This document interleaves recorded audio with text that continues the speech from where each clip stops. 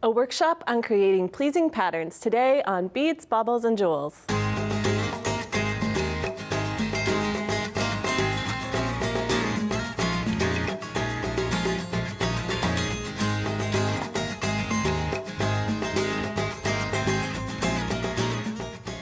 Beads, Baubles and Jewels has been brought to you in part by Beading Daily, your jewelry making resource for how-to projects, books, magazines, DVDs, events, and online learning.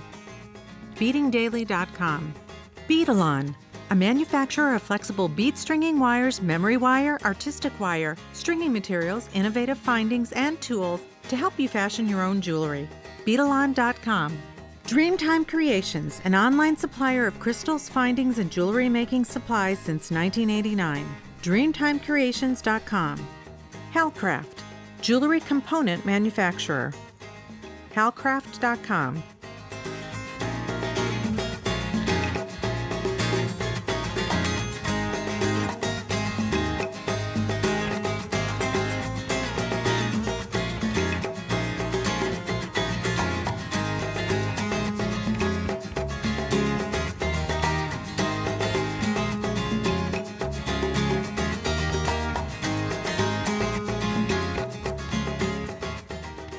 There are many different ways to achieve beautiful finished designs, but one of the most important is creating a pleasing pattern. Learn how various types of patterns can help you assemble gorgeous designs on today's show. We begin with Jackie Truty, our metal clay expert. She's using copper and silver together for beautiful marbled rings in this extended lesson. Then it's another workshop. Campbell joins me for tips on counting rows and rounds of various beadwork stitches in your project instructions. We finish up with using Tila beads to create patterned memory wire bracelets. So let's get started.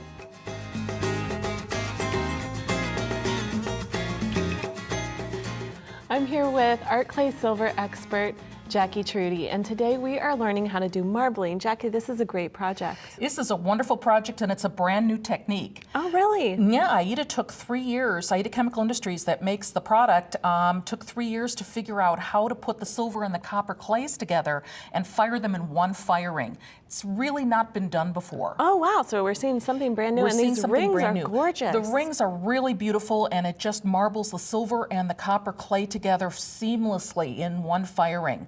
So the basic tools are just an underlay and something to roll it on. We have a ring mandrel here because we're making a ring, but if you didn't want to make a ring, you could do a pendant, earrings, whatever you want with the same technique. Okay. And some basic tools. So the first thing we're going to do first is, of course, always with silver clay, you want to get a little bit of release on your hands if you're going to handle the clay. The first thing we're going to do with the ring, because it is copper and some people can't wear copper against their skin, is we're going to create a small shell of silver first. And I'm just going to take about 7 grams of silver, and this is out of the package so it's nice and soft and moist. And I'm going to roll it into a log a little bit, get my roller that I've put some release on, and I am just going to roll out a little bit of clay. And you want to roll it fairly thin so you don't have to use a lot. And then I have this clay cutter here, and I'm just going to shorten it just a little bit. So I put it around. And it looks like you wrapped a piece of, what do you call that? Non-stick mat. Yeah, there's the non-stick mat around my mandrel, right. So I'm just going to connect that, and I'm not being real fancy with it because we're going to be putting the copper and the marbling over that. So I have that here, but what we want to do, instead of drying it, because you're always worried about drying the silver clay, we want to keep this moist. So I'm just putting some cling wrap over it to keep it moist. Okay. Now the next step is to get the copper and the silver together. So this is about 15 grams, and you can use any kind of scale to weigh it out. And 15 grams of copper, which is about what this is, and you want to get about 7 grams of silver. So you want to make sure this is nice and moist, which this is. It's really important when you're doing the silver to keep it the same softness, each one. So if one is harder than the other or drier than the other, you need to add a drop or 2 of water. Okay, I was just going to ask you, what do you do to make it a little bit moister? Yeah, just use water. So just make sure that they feel about the same in terms of tackiness and flexibility. And this is 10 grams, and I only need about 7. So I'm going to pinch that off again. You should weigh it. Okay. And now what I'm going to do is get ready to marble it. Get that piece of silver off of there. So I'm going to take this 15 grams and just break it in half so that I've got little balls, half and half of the copper, and I'm going to do the same for the silver. So I have a little ball of coppers and little balls of silver. Then I'm going to get a clean piece of cling wrap. And I am going to put one copper and one silver together, and one silver and one copper together. So they're opposite, like a little checkerboard. Got it. Okay? Then I'm going to fold this, and I'm going to start pressing it together so that they become one piece. The more you fold it, the more marbled it is. So there is one. You see how I just folded it once this way? Then I'm going to press again. Wow. It's that simple. Then I'm going to fold it this way from top to bottom. Are you carefully, working around the circle so that you fold? No, I'm of just course not. pressing the heck out of it and marbling it. All right. And again, that was really twice. So if you do it, you should do it between 3 and 5 times. All right. And the more you press, the more marbled it is. So I'm going to do it one more time. Okay. Then. And the reason we're not seeing it marble is because there's always a layer of copper over it. The marbling is really on the inside. And I will show you how that looks. So now we're going to take this off because now we're ready to put the two together. I've got a paintbrush here, and I'm just going to put a little clear water, nothing fancy, just to wet this so the two will stick together. Roll this a little bit. You want to shorten, you don't want to make it too long. If you make it too long and you have to squish together, it changes the size of the ring. So actually, you want to do this, you want to roll it out so it just about meets. Okay. A little bit more. Now with, it does shrink a little bit when it's fired, so do you recommend making the ring a size larger? You make the ring a size and a half larger. Okay, size and a half larger. And what's really cool is with this particular kind of silver and copper clay together, since they're made by the same manufacturer, they shrink about the same. Oh, okay, great. So you don't have to worry about it. And if this gets too big on the bottom, you just squish it together. It really isn't a precise thing at this point in time. And I'm just getting the silver and the copper together. Then what I'm going to do is make a square. So I'm going to flatten one, go to the other side, flatten that, flatten the third side, flatten the fourth side. Push it together a little bit so it's even. And then I'm going to dry it right on the mandrel. Okay, so I'm going to dry it right on the mandrel, and it's going to take quite a long time to dry. You've got to make sure it's pretty thick. It's pretty thick. I'd say maybe 40, 45 minutes in something like a hair dryer or one of those little mug warmers. If you leave it out, it's going to take at least a day. All right. So we're going to pretend that that's dry, and I happen to have one here that's the same thing, and that's already in a kind of a square, and it's dry. Okay. Okay, so this is what it looks like. Now, what I wanted to show you, I did this on purpose. You see there's spaces there? You're not supposed to have spaces. So this is what you shouldn't do. It should look like this, where it's really nice and tight against the silver. The next thing you're going to do is you're going to file that. So when you file that, it's going to look like this, and that's where you see the marbling. Oh, this when you file it, this outer layer of copper comes off, and underneath it you will see all this beautiful silver and copper marbling. Wow, can you do it just a little bit on the Sure. on that one so we can see it come out? Yeah. And then do you reserve the powder, or is this something that you throw away? That's a terrific question. You reserve the powder, and all of the powder then you can actually mix with distilled water and make new clay that's Oh, wow. a mixture of the silver and the copper So I together. want to be sure to save all of that. Save everything. And you can see now that the silver starts coming out right under that copper layer. So you never want to worry that, oh my gosh, all I see is copper, because the silver's right there. Wow. Okay, and you save all of this.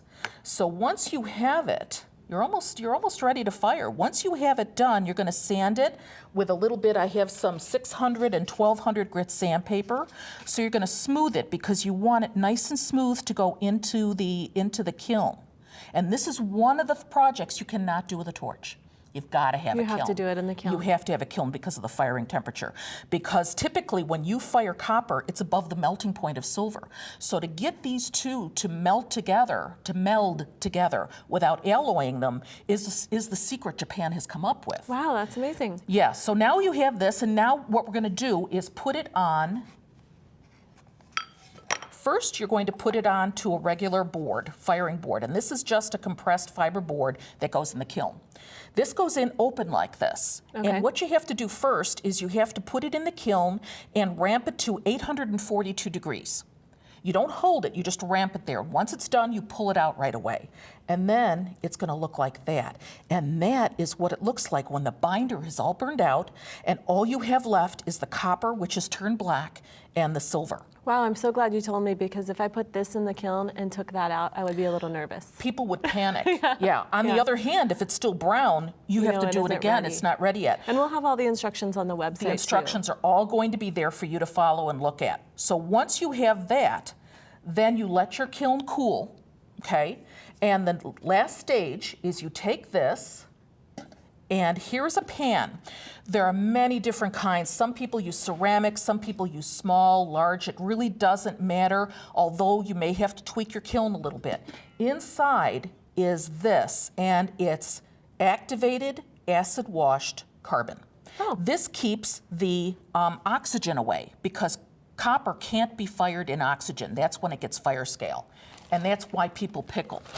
But with this method, there's no pickling because the carbon protects the piece. So I put the piece in about 2 inches of carbon, cover it up with 1/4 inch, maybe 1/2 inch of carbon, not a whole lot at all. Put the top on it, put it in the kiln, just like this. 1400 degrees for 4 hours. Oh, wow, it's not very long, really, to wait. It really isn't, and you can be doing other things. You're Sure. not standing there. So 1400 degrees for 4 hours, and then blink, blink, blink, magically, it looks just like this. And now you can see that that black that we'd had before has turned back to copper. And with a stainless steel brush, get that there, you can see now that you have this beautiful copper and silver. And how you polish it is really up to you. You can see in the samples that we have here as I've high polished them. These. Various tools. I've used a rotary tool. I've used hand polishing with different grits of sandpaper. Would you ever tumble these? I don't think you'd have to sand it a little bit first and then tumble it, but I think hand finishing or rotary tool finishing is the best for this. When you're done, actually, it's better to let the copper sit and oxidize a little bit and turn dark. So like this piece here. Turn dark. You can also use something called Baldwin's patina, and that will just take the copper, won't affect the silver, and the Baldwin's patina darkens it a little bit so that you can see the contrast. Otherwise, the silver and the copper are fairly bright. Well, it looks pretty either way. I think they're really beautiful. And it's really interesting to be able to create this technique this way too. Yeah, and every single time it's different. You can't duplicate it exactly. So again, working with metal clay, it's so unique and so individual. It's a real joy to work with. Oh yeah, and the patterning is gorgeous too. Yes. You know, let's take a look at these other samples that you brought. Tell us a little bit about this one right here. That one right there, actually, I used all this leftover filings and stuff, and I just added some water to it, and then the cross that's there, I made it a little bit more mixed together so that you can't really see, you just get this nice gold effect. And then the face was the most mixed, so you don't waste anything. All right, well, thank you so much, Jackie. This is a really, really cool project. Thank you. Thank you very much. And we'll be right back.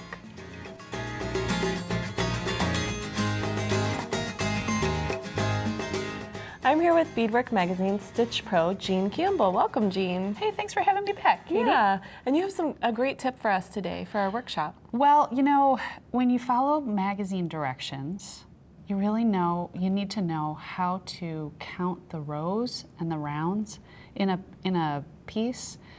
It's kind of boring, but really important. It's really important. You need to know, and especially if you are working on a piece and the phone rings and you set down your piece and you come back to it and I don't know where I was. Oh, then you can find your place. You can find your place. So I'm going to be really specific and show you exactly how every stitch common stitches are counted. Okay, great. So I'm going to start out with my favorite stitch, peyote stitch. And I've got my handy dandy pointer here. Sure. And my telescopes, so I can really show you exactly where these beads are. When you work peyote stitch, the first row that you string ends up being rows 1 and 2. So you can count like this. 1, 2, 3, 4, 5, 6, 7, 8. It works on a diagonal like that. Okay, so just diagonal back and forth. Back and forth. There's, it's just super simple. Just Right, go but up. you would want to make sure that you're not counting just from one end to the other. Yeah, and don't count these side beads because that's going to be, it's in every other row kind of thing. So you Okay. need to do Through a diagonal. the body of the Yeah. work. So then we'll go over to circular peyote stitch.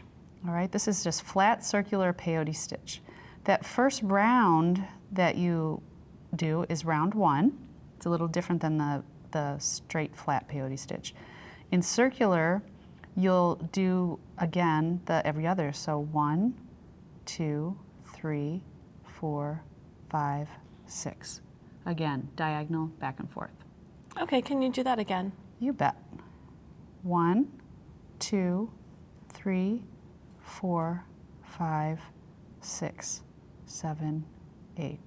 Now in this particular sample, these increases go out, but you still want to, count back and forth. 1, 2, 3, 4, 5, 6, 7, 8. Okay, and that way you'll know where to pick up your next row. Exactly. Now let's move over to netting. In netting, the first row that you string is row 1. Then every rung of nets is a row. So in this sample, I've done every other row in a different color. So this blue row is row 1, row 2, row 3, row 4, row 5, row 6, and on. Okay. Then in brick stitch, same as peyote stitch. 1, 2, 3, 4, 5, 6, and up. Here. Oh wait, let's see that one again. Okay. 1, 2, 3, 4, 5, 6, 7, 8. So it's diagonal just like peyote, or what Yes, makes it different? yes. It's the same? You can see the beads alter like peyote stitch, brick, it's like a brick wall. Yeah. In this sample, you can see I've done the rows in different colors. So blue, brown, blue, brown, blue, brown. Okay. Okay. Now we go to herringbone stitch. The first row, I've done it in blue, is row 1, and that's usually done in a ladder stitch or some kind of base. Then the next row is 2, 3, 4, 5, 6, and onward. So with herringbone, you also have those columns that are coming up, and so when you read Right. a pattern about herringbone, I think one of the confusing things for me when I got started with it was telling what's a row and what's that the rows are column. across, and then you have the columns coming up. You know what I mean? Exactly. So the rows are horizontal and the columns are vertical. Okay, So you're building this way. great. Does that make sense? Yes. Okay. Next is square stitch. Super simple. 1, 2, 3, 4.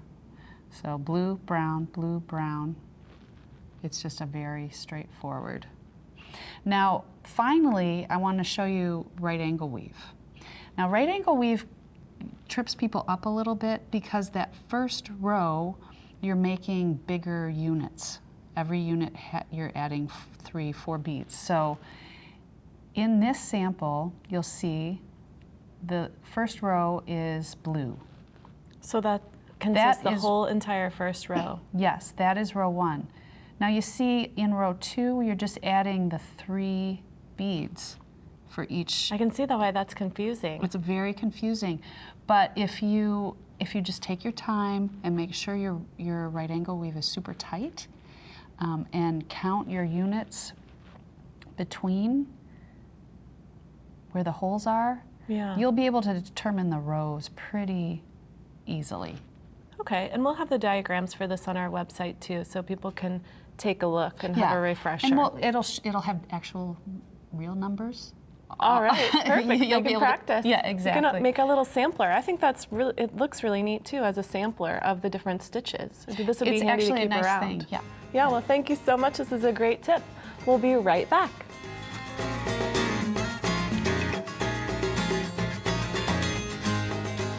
We're talking about patterns today, and one way that you can really see patterns develop is by using different shapes of beads. So take a look at the bracelet that I'm going to show you how to make.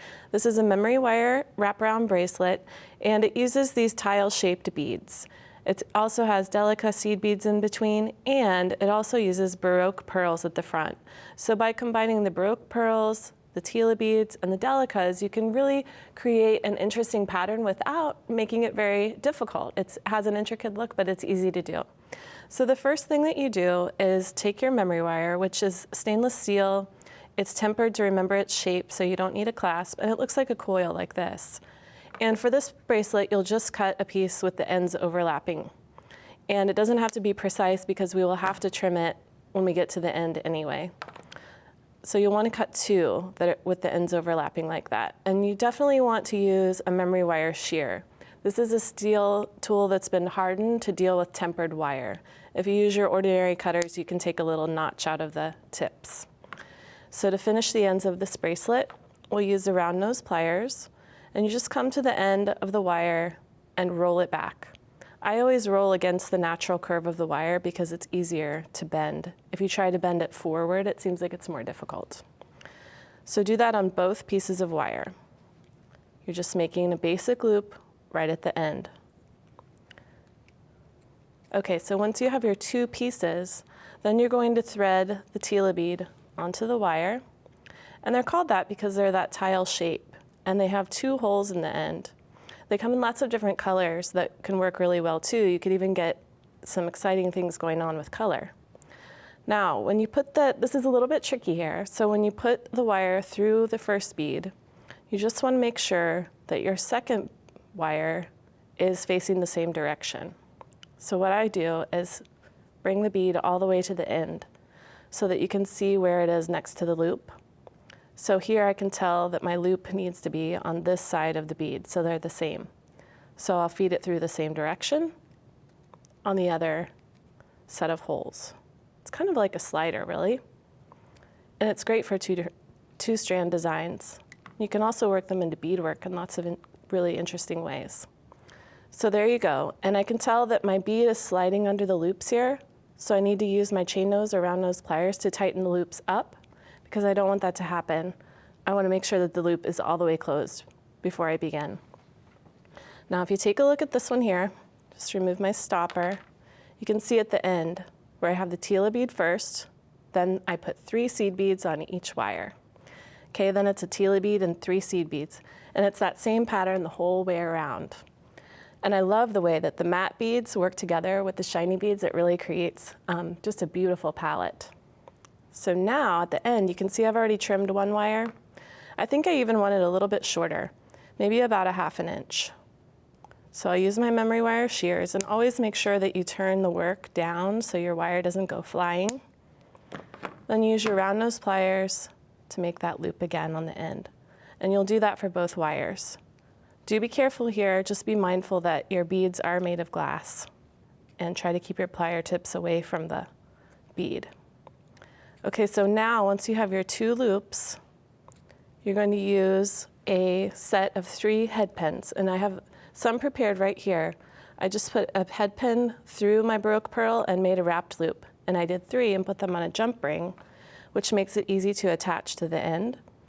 And with your jump ring, of course, you always want to listen for that little click when you're closing it. And you'll just attach one of these through both loops at the end of the bracelet. Okay, then close it up. You hear a little click and you put it back into place. And you'll do that for both ends. Take a look at this one here. I purposely left this with 2 overlapping on each side because that fit me, but you want to be sure and check your bracelet for fit. This is a nice loose one. You could also use a smaller piece of memory wire if you wanted to have it closer to your hand. This is more of a bangle style, but with the ease of being able to remove it like a cuff. And let me show you a couple of the finished ones over here. This one is oval-shaped memory wire, and I love this color palette. And so what I did with this piece is, rather than the 3 seed beads between each, I varied the number. So it gives it a little more interest. I also varied the colors, and it has 3. Instead of just 2 loops, it's 3. Now this one is a little bit more difficult to string. You want to make sure that you keep the wire in a coil as you're sliding the beads onto the wire. So rather than stretching the wire out, flat. Make sure you keep it coiled and feed your beads on. And this one I call the wine and chocolate bracelet because it also has a raspberry color, the chocolate, and the dark wine beads. So this one's a good girlfriend gift. Then this one, again, this is a little more intricate pattern, but if you take a close look, here I'll just set it down so you can see. If you take a close look at that one, you'll see I have the double strands going through the Tila beads. And then on the single strands, I have Baroque pearls on one, seed beads on the other, and that alternates the whole way around. So that gives you a different pattern, and it also creates some texture, some interest. It gives the look of a wraparound bracelet, and it really sets off those special beads. And from pleasing patterns to palette play, join us next time as we continue our jewelry making workshop on beads, baubles, and jewels. Instructions for today's projects, plus other ideas, techniques, and tutorials are available on the web at beadsbaublesandjewels.com. This is show 1806.